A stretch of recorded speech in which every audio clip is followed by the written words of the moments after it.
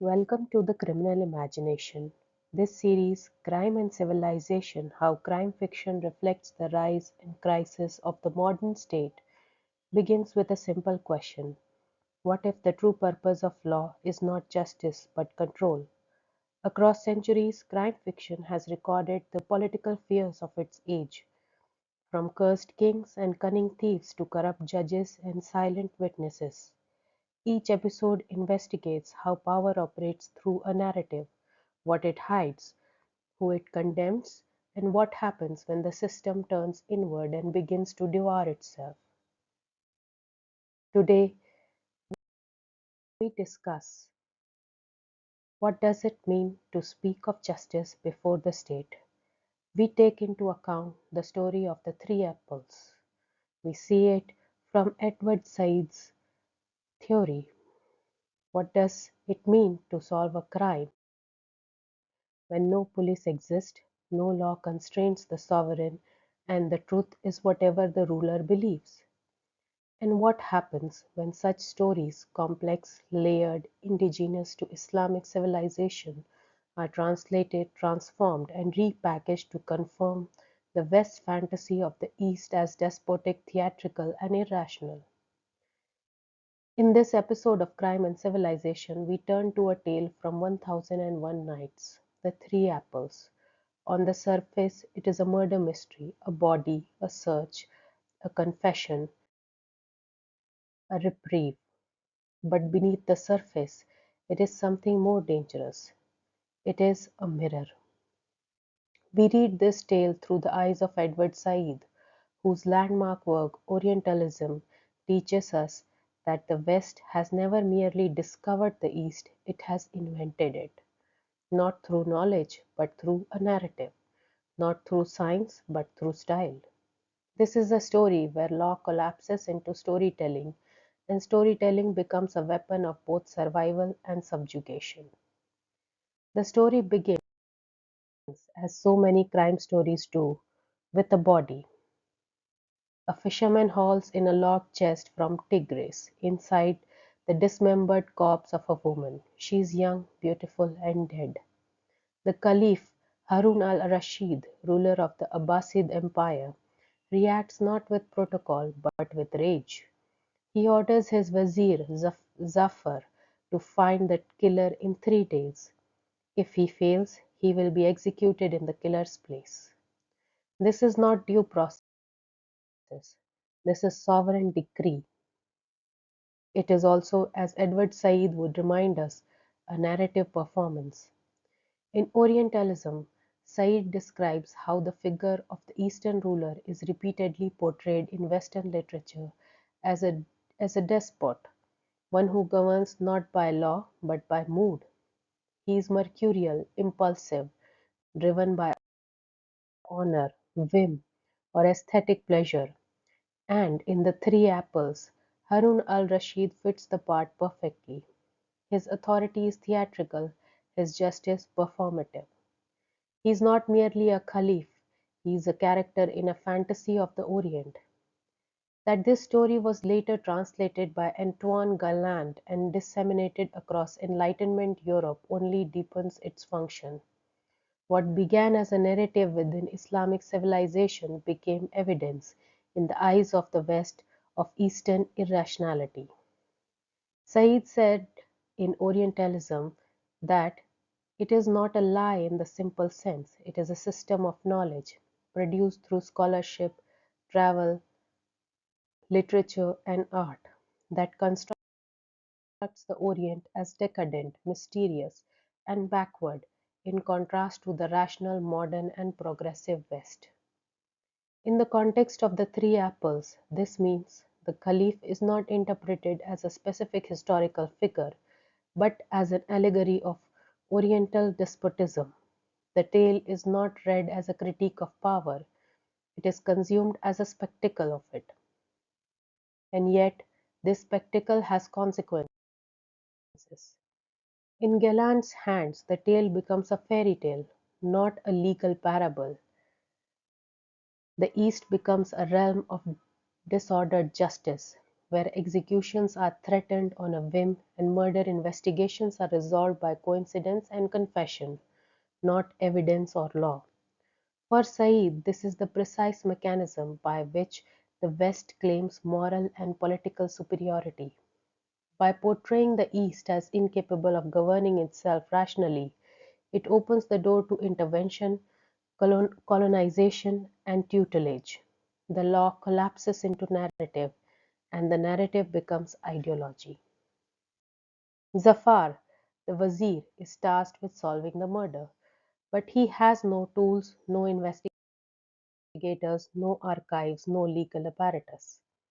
He is not Sherlock Holmes or Hercule Poirot. He is the servant of power, paralyzed by its arbitrariness. In Said's framework, Zafar is emblematic of how Oriental power structures are imagined in Oriental discourse: a bureaucrat with grandeur but no agencies. He obeys but he does not act. He serves but he does not solve. And yet he is also tragic. His helplessness is not incompetence, it is structural. Without institutions, without due processes, justice becomes a kind of roulette. Zafar wanders until at the last moment a slave appears and confesses, not through evidence, not through investigation, but through narrative. And once again, as Said would insist, this is not merely a tale. It is a justification for why the East must be ruled, tamed, or civilized by others. What resolves the crisis in The Three Apples is not law, it is a story. The slave's narrative, woven from coincidence and confusion, moves the caliph.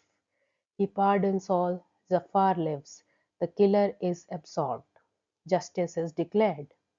But it is a justice without structure. As Edward Said would argue, this is precisely the portrayal that serves imperial fantasy. The East is not just despotic, it is narratively excessive. Its rulers love beauty, coincidence, sentiment. Law is a mood, not a principle. This becomes, in Orientalist eyes, a proof that Eastern societies are incapable of developing modern institutions. They are poetic, not procedural; they are theatrical, not judicial. But Said's point is not that these portrayals are accurate. His point is that they are useful to empire. They turn cultural difference into political hierarchy. There is a deeper irony at work here. For while Harun al-Rashid seems the sovereign of this tale, he is not the true ruler of 1001 Nights. That title belongs to Scheherazade. It is her storytelling that holds back death. Her narrative defers violence, night after night, through suspense, structure, and style. In this sense, Scheherazade embodies what Edward Said calls the counter-narrative, a strategy of survival in the face of absolute power. But her strategy is double-edged. She uses narrative to resist despotism, but also to reinscribe it. The tales she tells, including The Three Apples, often reaffirm the very structure they seek to evade: sovereign power, patriarchal order, and narrative resolution by decree. This is the paradox Said highlights. The colonized can resist only through the tools of representation, which are already shaped by the imperial eyes. She speaks not freely but tactically. She navigates not justice but survival. As modern crime fiction emerges in the 19th century with detective figures, police codes, legal records, it claims to be rational, procedural, and modern. And it often does so by defining itself against stories like The Three Apples. This contrast is not innocent. It is built on the Orientalist narrative that the East lacks law, bureaucracy, and justice. The caliph is replaced by the magistrate. confession by the fingerprint, the coincidence by the case file. But what Said demands we see is that this contrast is manufactured, it is literary, political, and deeply ideological. The three apples in its original cultural context is not evidence of failure, it is a reflection on power. It dramatizes how justice functions, or fails to function, under sovereign rule. It is not irrational, it is allegorical. And when it is reframed by Western translators as an irrational fable, it becomes part of the machinery of cultural dominance. What then is The Three Apples?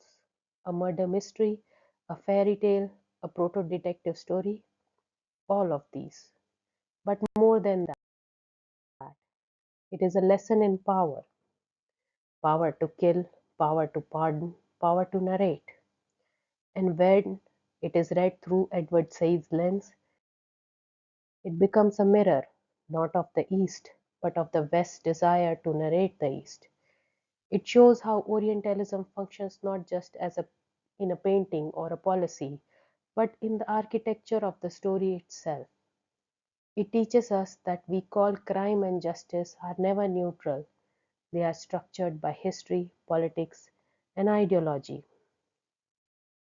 The Three Apples is not a failure of justice, it is a performance of justice under conditions where law has not yet become bureaucracy, and its translation, reception, and reproduction as a story of Eastern despotism is a part of a much larger narrative, one that still haunts the international law, global politics, and literary canons today. And as Edward Said warned, the Orient was not merely understood but constructed, shaped by the West's political needs and cultural anxiety. So here is a question for you. What are we to make of crime fiction set in Eastern spaces, where law bends to a story and justice is narrated rather than codified? Does the act of telling a tale becomes a form of resistance, or merely another spectacle for imperial consumption? Until next time, may the ink of history outlast the burn of empires, and may every whispered tale remind us the line between justice and spectacle is often drawn in smoke.